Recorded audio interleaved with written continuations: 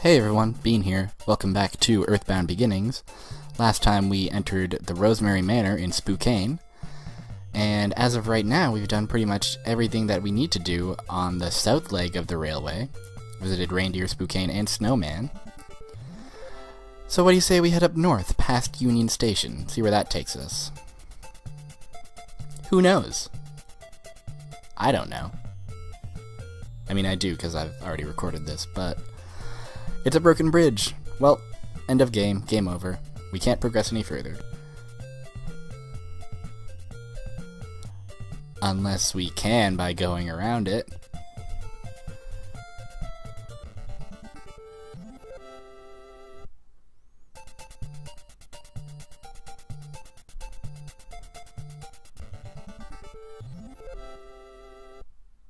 Oh yeah, Scarves is leveling up. There's one thing I love. It's numbers. Especially when they go up. I'm gonna make some numbers go up right now. Some health numbers. Anyways, here's a new enemy. You know, quote unquote new. You know the Barbot. But now he's red. AKA Ultra Barbot. PK Beam Gamma can be reflected by the Franklin badge, as I've mentioned before. Unfortunately, it hit the one member of my party who is A, the weakest, and B, doesn't have a Franklin badge. So, you know, whoops.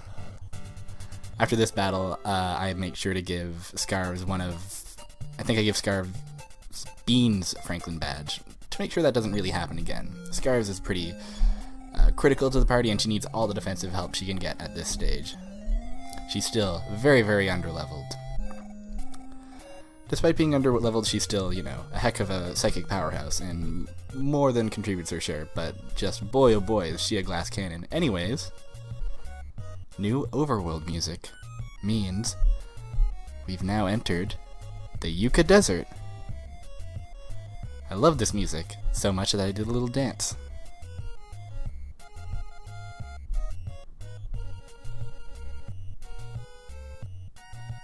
But the dance is rudely interrupted by two Gabilans. Gabilans? Gabilans? You know, it's open to interpretation, I'm sure.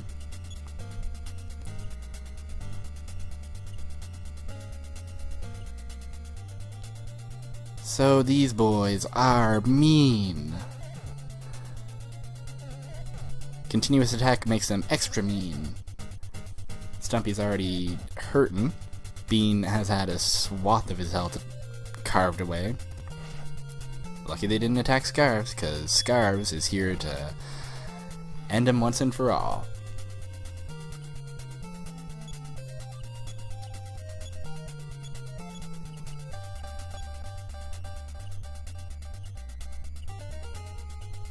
They are freaky looking. And they don't look too impressed with us.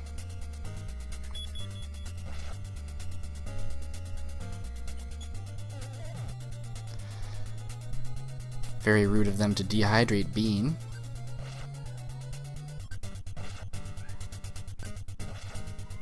But luckily we take care of him. And we come out relatively unscathed.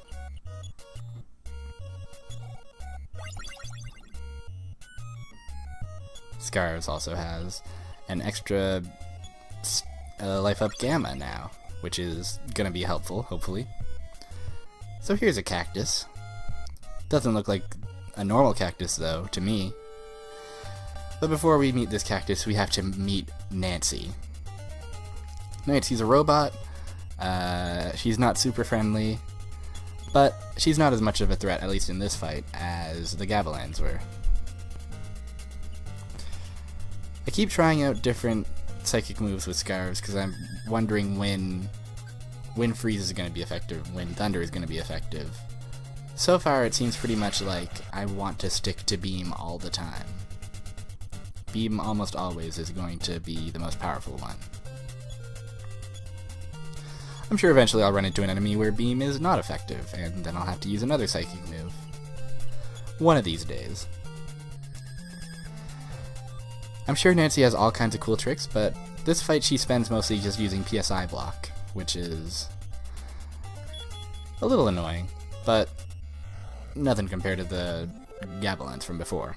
Anyways, this cactus, let's check it out. Why not? Of course it's a psychic cactus. Why wouldn't it be?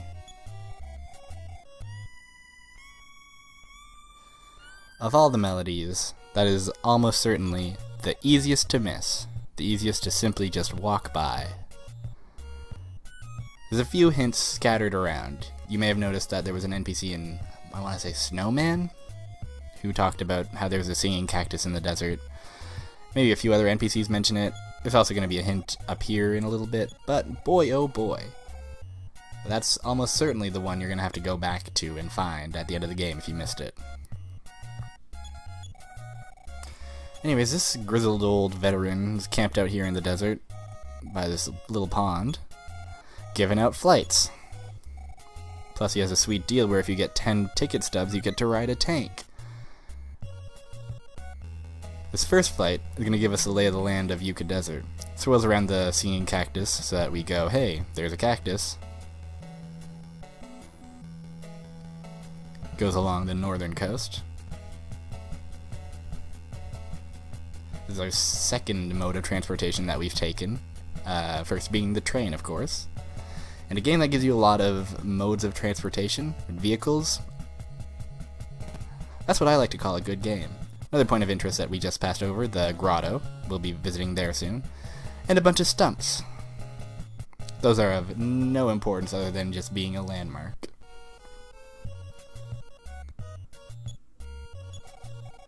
Now let's check out flight plan B.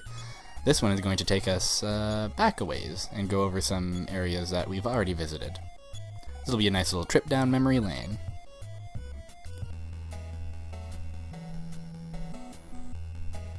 And that's pretty much, like, this just kind of exists to be a nice thing. Doesn't really have much purpose other than just being nice. There's Pippi's home. There's our own home. And there's the zoo. But boy, is it ever satisfying just, you know, tearing across this enormous world map. Not to mention you get a pretty good sense of scale. Like, this is a big game.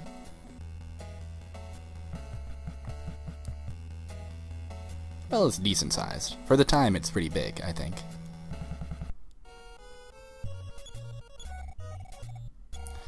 Flight Plan C will be showing us some areas to come. Little preview, little sneak preview.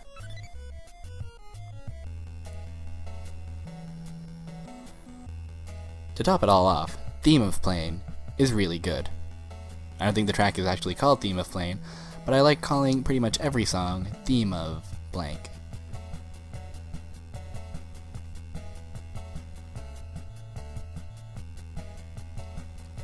A little building. A little path. And we're gonna see where the train tracks end.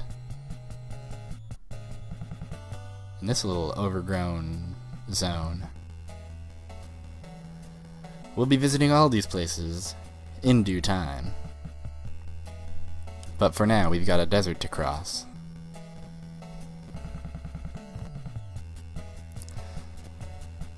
We're one ride away from being able to afford a tank ride, by the way, which will be our third vehicle. So yeah, we take that ride and now we've got the tickets. And if you can believe it, this grizzled old war veteran is gonna let us take his tank. Great! Now we're in a tank. That's our third vehicle of the game. So this is great. Benefits of the tank: no random encounters. Fantastic. Excellent. Number one benefit of the tank. Benefit 2 of the tank, this sick, straight out of Contra music that we got going. Now we can't leave the sandy terrain with the tank. We can only explore the desert. But, boy oh boy. It's a goofy little thing, isn't it? It's a really goofy thing. And it really only lasts for the desert. But, it's gonna be worth it. Now you're probably thinking, well, what good is a tank if you can't fire those shells? Those sweet, sweet shells.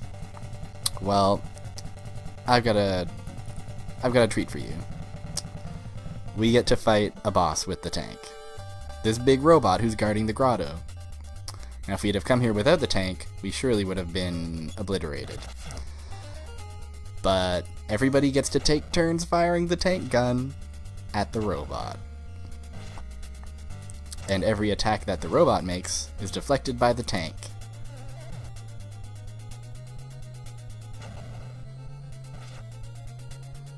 Nothing beats a tank.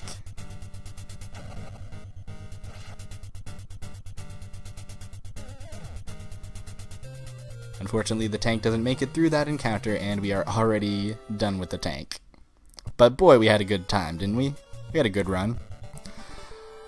Unfortunately, we're back in the random encounter zone before we enter the grotto, and some bionics, well, one bionic scorp, and 2 scorpions come along.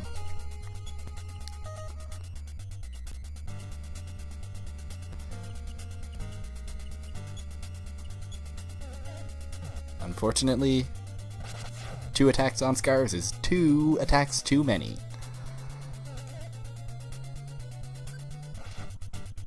And we're already in over our heads. So I just decide to heck with it.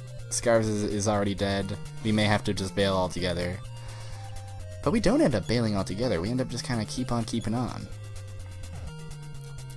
But of course not before both our remaining party members get poisoned. But you know what? We've been in worse situations than 2 party members poisoned and 1 dead. Here we are in the Monkey Grotto, and that's about all the time we have for this video. We're gonna have to save the Monkey Grotto for next time. Gonna do some healing up at the end here, and then we'll get to talk to some monkeys.